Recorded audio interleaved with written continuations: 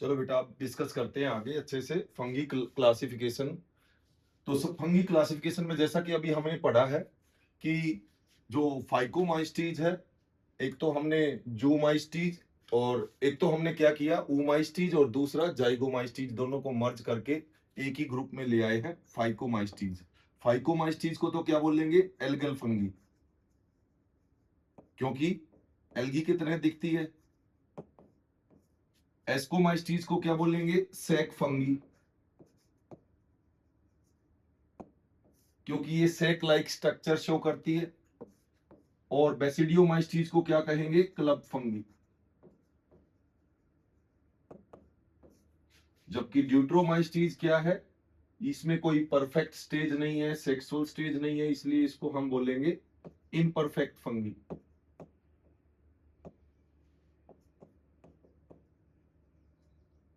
एक तो ये बातें हमें ध्यान देनी है, अक्सर कंपटीशन में ये क्वेश्चन बनते रहते हैं, खास करके ये बहुत ज्यादा पूछा जाता है, क्लब फंगी किसको बोलते हैं, बेसिडियोमाइस्टीज।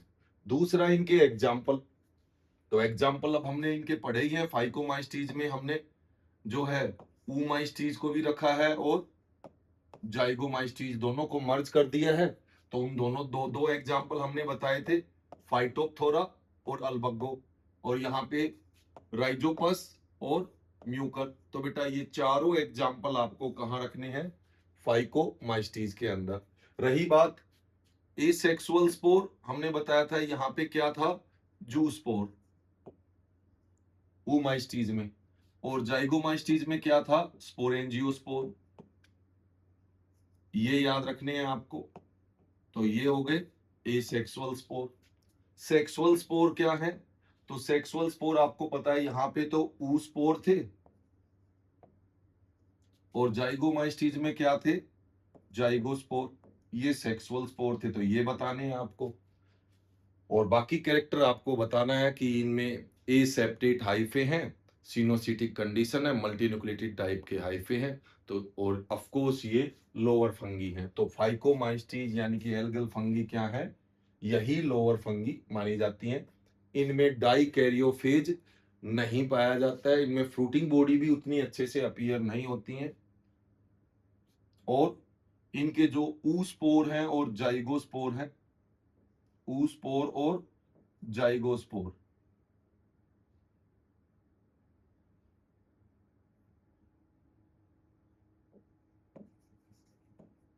ये कैसे होते हैं, डिप्लॉयड होते हैं। ये इनकी खास बात है। और एग्जाम्पल आपको याद रखना है, फाइटोप्थोरा, अल्बगो, राइजोपस, म्यूकर। राइजोपस को ब्रेड मोल्ड बोलते हैं, म्यूकर को डंग मोल्ड बोलते हैं। ये कोप्रोफाइलस फंगी है। कोप्रो का मतलब डंग यानी कि गोबर, फाइलस का मतलब लविंग। तो ये चार एग्जाम्पल हमें अच्छे से याद रखने हैं। फिर उसके बाद आ जाते हैं एस्कोमाइस्टीज। तो ध्यान देना, यहां से हम कह सकते हैं ये हायर फंगी है। एस्कोमाइस्टीज का नाम क्यों रखा गया, क्योंकि इसमें हमने बताया था एसेक्सुअल स्पोर तो क्या है, वो तो यहाँ पे कोनिडिया पाए जाते हैं, तो वो बहुत फेमस है। हमने इनका पहले ही बताया था, ये एक्जोस्पोर होते हैं। और सेक्सुअल स्पोर की बात की जाए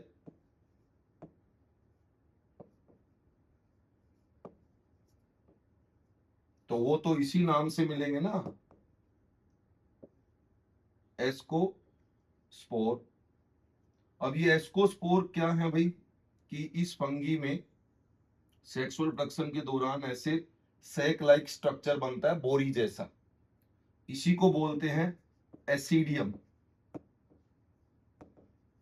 और इसी एसिडियम के अंदर ही स्पोर बनते हैं। जनरली तो स्पोर जो है यहाँ पे आपको पता है, मियोसिस के बाद 4 सेल बनती हैं, तो ज्यादातर तो स्पोर 4 बनने चाहिए, लेकिन उनके बाद माइटोसिस करके वो डबल हो जाते हैं, तो 8 स्पोर बनते हैं। तो ये जो एस्कोस्पोर होते हैं जनरली तो 8 होते हैं, कुछ फंगी में 4 भी बन के रह जाते हैं, तो ज्यादातर 8 स्पोर बनते हैं, एसिडियम के अंदर बनते हैं। और ये कैसा होता है, सैक लाइक स्ट्रक्चर होता है। इसी वजह से इस फंगी ग्रुप को हम बोलते हैं सैक फंगी। एग्जाम्पल की बात करें तो एग्जाम्पल में बहुत ही फेमस है यीस्ट हमने बताया था सैक्रोमाइसिस सर्वेसी, इसका साइंटिफिक नेम है। पेनिसिलियम बहुत ही फेमस फंगी है जिससे पेनिसिलिन एंटीबायोटिक आइसोलेट की गई थी। यीस्ट और पेनिसिलियम के अलावा कुछ और भी हमें एग्जाम्पल याद रखने होंगे, जैसे यहां पे मोरल्स हमने बताया था शुरू में। मोरल्स क्या है? एडिबल फंगी है, मोरचेला बोलते हैं, वो इसी ग्रुप से बिलोंग करते हैं। ट्रफल्स ट्यूबर बोलते हैं, वो भी इसी ग्रुप से बिलोंग करती है। इसके अलावा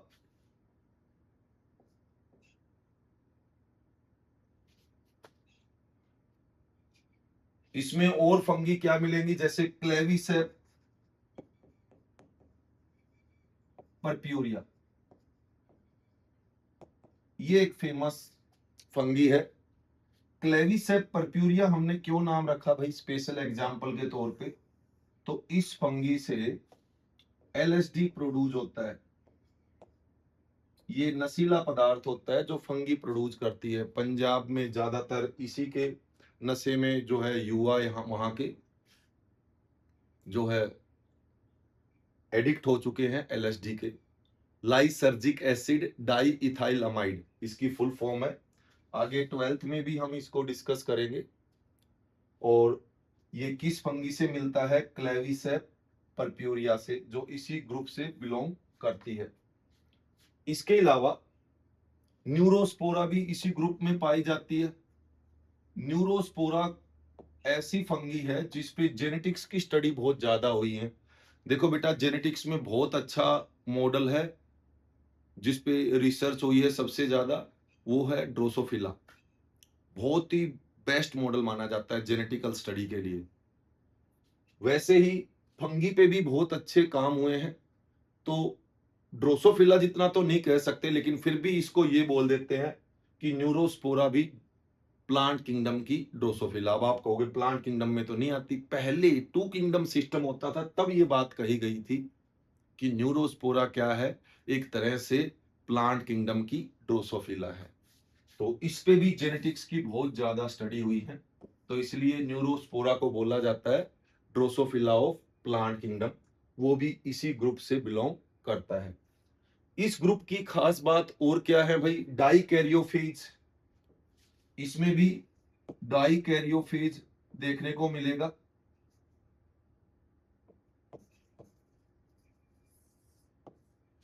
क्योंकि हायर फंगी है, ऑफ कोर्स इसमें वो डाइकैरियोफेज मिलेगा, सेप्टेट हाइफे मिलेंगे, तो वो सारे कैरेक्टर आप इसमें रख सकते हो। तो ये तो हो गया भाई एस्कोमाइस्टीज ग्रुप। उसके बाद आ जाते हैं बेसिडियोमाइस्टीज। तो बेटा इसमें आपको एग्जाम्पल भी याद रखने हैं 4-5। इनमें कुछ एडिबल फंगी हैं, मोरल्स, ट्रफल्स, वो भी याद रखनी है। क्लेविसेप परप्यूरिया का भी एग्जाम्पल याद रखना है। न्यूरोस्पोरा, यीस्ट, पेनिसिलियम, ये सब की सब एस्कोमाइस्टीज ग्रुप से बिलोंग करती हैं। उसके बाद आ जाते हैं बेसिडियोमाइस्टीज। ध्यान रहे एक और पॉइंट है यहाँ पे कि एस्कोमाइस्टीज ग्रुप में ज्यादातर फंगी जो है कोप्रोफाइलस भी है। कोप्रो मतलब डंग, फाइलस मतलब लविंग, यानी कि गोबर पे ज्यादा पाई जाती हैं। तो वो तो म्यूकर भी थी यहाँ पे, तो म्यूकर भी कोप्रोफाइलस थी, लेकिन ज्यादातर ये ग्रुप जो है कैसा है? कोप्रोफाइलस है इस ग्रुप की फंगी। तो ये भी एनसीईआरटी में लाइन मिलेगी, ध्यान देना है। अब आ जाते हैं बेसिडियोमाइस्टीज पे, बहुत ही खास ग्रुप है। एक तो ज्यादातर प्लांटों में बीमारियां करने वाली जो ग्रुप है फंगी का वो यही है। ज्यादातर लकड़ी को खत्म करने वाली फंगी भी इसी ग्रुप से बिलोंग करती हैं। जैसे आपने पढ़ी होगी ब्रैकेट फंगी एनसीईआरटी में, या पफ बॉल, वो इसी ग्रुप से बिलोंग करती है। ये क्या होते हैं? पेड़ के जो तने हैं उस पे ऐसे ब्रैकेट की तरह लग जाती हैं और तने को बिल्कुल खत्म कर देती हैं, गला देती हैं, लकड़ी को डिकम्पोज करती हैं। बेसिडियोमाइस्टीज ग्रुप की फंगी, जैसे एग्जाम्पल के तौर पे हमने पढ़ा ब्रैकेट फंगी भी, पफ बॉल भी इसी में आती हैं। बॉल की तरह होती हैं, लकड़ी को ज्यादा डिकम्पोज करती हैं। इसके अलावा पक्सीनिया हमने एग्जाम्पल बताया था कि जो गेहूं होती है, गेहूं की जो बाली होती है उस पे ब्लैक ब्लैक पाउडर सा बन जाता है, वो पक्सिनिया फंगी होती है। तो ज्यादातर गेहूं में जो बीमारियां होती हैं वो पक्सिनिया फंगी की वजह से होती हैं। इसके अलावा अस्टिलागो, ये समट फंगी होती है, सरसों वगैरह के प्लांटों में जो है चिपचिपा सा बन जाता है और उसको फसल को खत्म करती है, ये अस्टिलागो, वो ये भी इसी ग्रुप से बिलोंग करती है। एक बात यहाँ पे क्लियर है कि जो बेसिडियोमाइस्टीज ग्रुप है फंगी का, वो प्लांटों के लिए बहुत नुकसानदायक है, बड़े बड़े पेड़ों को खत्म कर देता है। तो अगर पूछा जाए वुड डिकम्पोजर,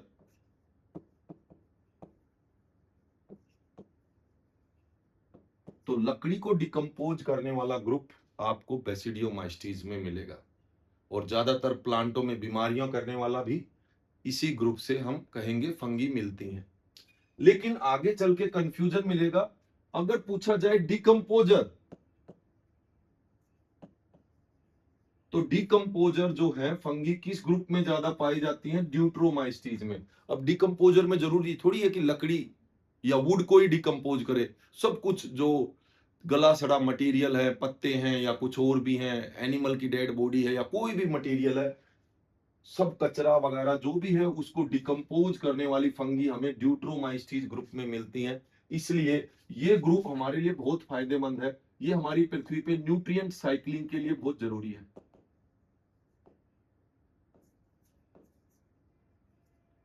तो अगर क्वेश्चन पूछा जाए कि न्यूट्रिएंट साइक्लिंग में कौन सा ग्रुप फंगी का हेल्प करता है, वो ड्यूट्रोमाइस्टीज है मेन हमारे लिए। लेकिन अगर केवल वुड डिकम्पोज की बात करते हैं, बड़े बड़े पेड़ हैं वो बिल्कुल डिकम्पोज हो जाते हैं, लकड़ी उनका तना कमजोर होने से गिर जाते हैं वो पेड़, तो वो ग्रुप ये है। तो बारीकी से समझना है कि ऐसे डिकम्पोजर फंगी ग्रुप जो न्यूट्रिएंट साइक्लिंग में हेल्प करते हैं वो ड्यूट्रोमाइस्टीज ग्रुप है, और लकड़ी को डिकम्पोज करने वाला ग्रुप जो प्लांटों में ज्यादातर बीमारियां करता है वो बेसिडियोमाइस्टीज है। एक तो ये फर्क रखना है। दूसरा, बेसिडियोमाइस्टीज में एक खास कैरेक्टर बताया गया है। तो यहां पे तो हमने बता ही दिया था कि एस्कोमाइस्टीज में ए सेक्सुअल स्पोर तो कोनिडिया है और सेक्सुअल स्पोर एस्कोस्पोर है, ये तो क्लियर हो गया। बेसिडियोमाइस्टीज के अंदर ए सेक्सुअल स्पोर नहीं बनते हैं, यानी कि कोनिडिया की बात करें तो यहां पे कोनिडिया नहीं मिलेंगे, ए सेक्सुअल स्पोर जनरली नहीं बनते। कुछ एक फंगी में अगर मिल जाए तो वो डिफरेंट टाइप के मिलेंगे, अदरवाइज यहाँ पे ए सेक्सुअल स्पोर नहीं, हाँ सेक्सुअल स्पोर मिलेंगे।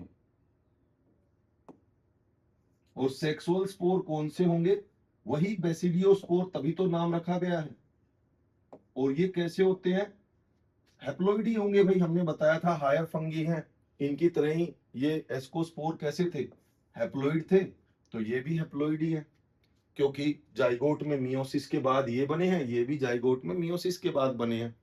हाँ, बेसिडियोमाइस्टीज ग्रुप के अंदर जो डाइकैरियोफेज हमने पहले पढ़ा था, वो यहाँ पे एस्कोमाइस्टीज के कंपैरिजन में ज्यादा टाइम तक रिटेन रहता है, जो नजर आ सकता है। हाँ, दोनों में डाइकैरियोफेज होता है, लेकिन ज्यादा किस में मिलेगा? बेसिडियोमाइस्टीज। बेसिडियोमाइस्टीज में एक और खास लाइन है, एनसीईआरटी में आप पढ़ोगे कि बेसिडियोमाइस्टीज जो ग्रुप है, इस ग्रुप की फंगी में सेक्सुअल रिप्रोडक्टिव स्ट्रक्चर अब्सेंट है, यानी कि जो सेक्सुअल प्रोडक्शन करने के लिए जो स्ट्रक्चर स्पेशली फंगी में बनते हैं वो यहां नहीं होते, लेकिन सेक्सुअल प्रोडक्शन जरूर होता है। अब सेक्सुअल प्रोडक्शन करने के लिए आप देखोगे यहां पे क्या है, तो वो थोड़ा सा इसको आगे चलते हैं। तो हम डिस्कस कर रहे हैं बेसिडियोमाइस्टीज।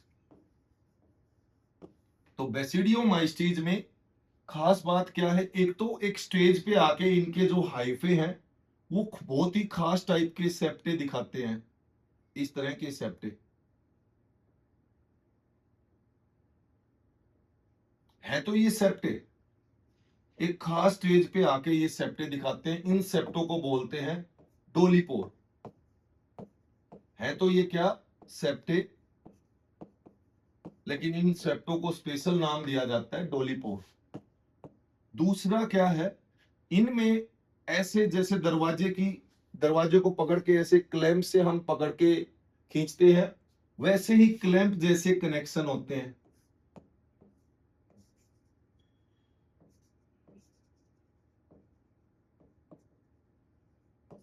कहीं ना कहीं ये क्लैंप कनेक्शन ही क्या करते हैं कि हमने बताया कि इनमें सेक्सुअल रिप्रोडक्टिव स्ट्रक्चर अब्सेंट है, लेकिन सेक्सुअल प्रोडक्शन जरूर करते हैं। ये एनसीईआरटी की लाइन है और अच्छा क्वेश्चन बनता है, ध्यान देना है। तो कैसे करते होंगे कि जैसे इनके हाइफे एक दूसरे के नजदीक आते हैं, तो एक हाइफे से प्लाज्मा इस क्लैंप कनेक्शन के माध्यम से दूसरे हाइफे तक पहुंच जाता है। तो कहीं ना कहीं क्लैंप कनेक्शन जो है प्लाज्मोगेमी में हेल्प करते हैं, क्योंकि सेक्सुअल रिप्रोडक्टिव स्ट्रक्चर यहाँ पे अब्सेंट है। तो यहाँ पे दो खास कैरेक्टर देखने को मिलते हैं, एक डोलीपोर और दूसरा क्लैंप कनेक्शन, जो कहीं ना कहीं सेक्सुअल प्रोडक्शन में ही हेल्प करते हैं। और तीसरा पॉइंट आपको याद रखना है कि इनमें सेक्सुअल स्ट्रक्चर भले ही अब्सेंट है, लेकिन ये सेक्सुअल रिप्रोडक्शन करते हैं। इनमें ए सेक्सुअल स्पोर नहीं बनते हैं, कोनिडिया नहीं मिलेंगे, लेकिन सेक्सुअल स्पोर यहां पे बनते हैं। वो कैसे भाई, जैसे माइसीलियम है भाई, अब माइसीलियम पे ही हम बताएंगे अनफेवरेबल कंडीशन में फ्रूटिंग बॉडी बन जाती है। तो इनकी फ्रूटिंग बॉडी कुछ इस तरह की बनती है, अम्ब्रेला जैसी। इस फ्रूटिंग बॉडी को क्या बोलेंगे, बेसिडियोकार्प। और इसी फ्रूटिंग बॉडी में यहाँ पे बेसिडियम नीचे की तरफ मिलेंगे और ये गिल्स जैसा स्ट्रक्चर बनाते हैं। तो कई बार पहले क्वेश्चन भी आ चुके हैं कि कौन सी फंगी के ग्रुप में जो फ्रूटिंग बॉडी है गिल्स लाइक स्ट्रक्चर बनाती है, वो बेसिडियोकार्प ही है भाई। बेसिडियोमाइस्टीज ग्रुप में ही आपको मिलेंगे। और इसी बेसिडियम पे ये बाहर चार चार स्पोर मिलते हैं, बेसिडियोस्पोर। तो ये ऑफकोर्स अंदर प्रोड्यूस नहीं होते। बेसिडियोस्पोर कैसे हैं, बाहर प्रोड्यूस होंगे, तो एक्जोस्पोर बोलेंगे इनको। तो बेटा एक क्वेश्चन तो आपका यहीं से भी आता है, एक तो कोनिडिया एक्जोस्पोर है, एक बेसिडियोस्पोर भी एक्जोस्पोर है। कोनिडिया तो आपको पता है एसेक्सुअल स्पोर है और ये सेक्सुअल स्पोर है। बाकी ऑलमोस्ट सारे स्पोर अंदर ही पैदा होते हैं, चाहे आपने जू स्पोर पढ़ा है, स्पोरेंजियोस्पोर अंदर पैदा होते हैं, एंडोस्पोर है। इवन आपने एस्कोस्पोर हमने देखा था, एस्कस के सैक लाइक स्ट्रक्चर में प्रोड्यूस हुआ है एस्कस में, वो भी एंडोस्पोर है। तो ये एक्जोस्पोर है। तो अक्सर यहां से क्वेश्चन आ जाते हैं। तो बेसिडियोस्पोर प्रोड्यूस होंगे और यही स्पोर जहां भी सूटेबल कंडीशन जहां पे मिलेगी गिरेंगे वहां पे, वहीं पे माइसीलियम, और वहीं पे आप देखोगे फिर उसमें अनफेवरेबल कंडीशन में फ्रूटिंग बॉडी, और इस तरह से लाइफ साइकिल चलती रहती है। हाँ, इस ग्रुप का ये खास बात है कि ये वुड को बहुत डिकम्पोज करते हैं। जैसे मैंने बताया कि तना है, तने पे इस तरह से ब्रैकेट की तरह लग जाते हैं और तने को बिल्कुल खत्म करते चले जाते हैं, वो ब्रैकेट फंगी होती है। और पफ बोल भी होती है, जैसे डेड डिकेइंग मटेरियल होता है, गोबर वगैरह होता है, कुछ ऐसी जगह है जहाँ पे डिकम्पोजिशन चल रहा है, वहां पे बोल जैसे आपको कुछ फंगी दिखी होंगी, अम्ब्रेला जैसी नहीं, बोल जैसी। तो वो भी क्या है, वो पफ बोल है, वो भी इसी ग्रुप से बिलोंग करती है। मशरूम भी इसी ग्रुप से बिलोंग करती है, अगेरिकस। तो ये ग्रुप है भाई बेसिडियोमाइस्टीज। और प्लांटों के लिए ज्यादा हम कह सकते हैं बीमारियां करने वाला ग्रुप जो है यही है, बेसिडियोमाइस्टीज।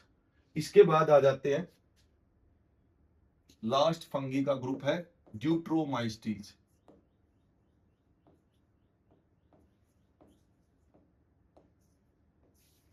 तो ड्यूट्रोमाइस्टीज जो है, एक तो इसको हम बोलते हैं इम्परफेक्ट फंगी। दूसरा, ये बहुत अच्छी डिकम्पोजर होती है, इसलिए न्यूट्रिएंट साइक्लिंग में बहुत बड़ा रोल है, इसलिए हमारे लिए बहुत अच्छी है भाई, ये भी कहेंगे। इसके अलावा इसमें जो हम कहेंगे एसेक्सुअल जो स्पोर तो हैं क्या है, कोनिडिया पाए जाते हैं। और आपको पता है कोनिडिया कैसे होते हैं, एक्जोस्पोर होते हैं। तो एसेक्सुअल स्पोर तो बनते हैं लेकिन सेक्सुअल स्पोर तो होते ही नहीं, सेक्सुअल स्टेज एब्सेंट होती है।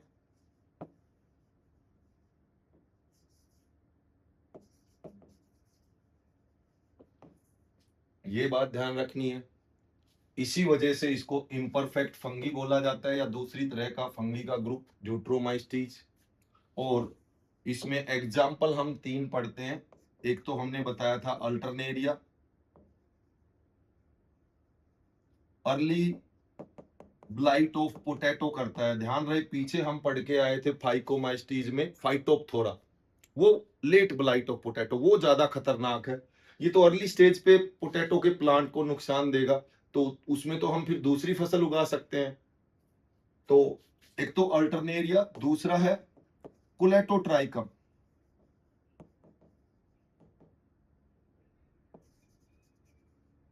तो कुलेटोट्राइकम रेड रोट ऑफ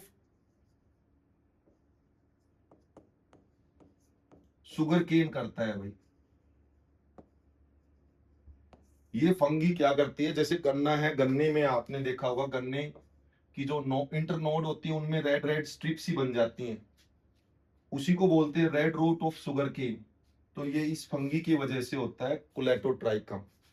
और तीसरा है भाई ट्राइकोडर्मा, ये बहुत ही खास फंगी है, आगे भी इसको कई जगह पे पढ़ेंगे बायोलॉजी में। ट्राइकोडर्मा जो है फार्मर्स फ्रेंड है, किसानों के लिए ये बहुत फायदा करती हैं।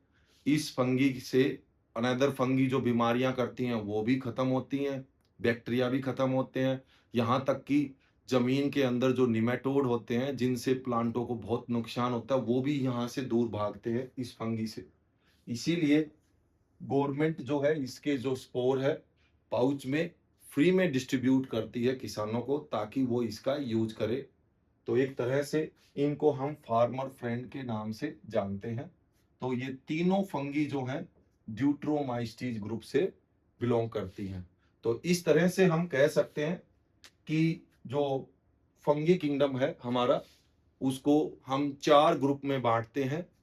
फाइकोमाइस्टीज जो एल्गल फंगी है, एस्कोमाइस्टीज जिसको सैक फंगी बोलते हैं, विद एग्जांपल आपको विद सम कैरेक्टर जो है जो भी एनसीईआरटी में अच्छे से पढ़ने हैं, और बेसिडियोमाइस्टीज जिसको क्लब फंगी बोलते हैं, जो प्लांटों में ज्यादातर बीमारियां करता है ग्रुप, और फाइनली ड्यूट्रोमाइस्टीज कहीं ना कहीं ये मेन डिकम्पोजर ग्रुप है, लेकिन ये केवल लकड़ी नहीं, ये सबको डिकम्पोज करता है, तो न्यूट्रिएंट साइक्लिंग में इसका बड़ा रोल है।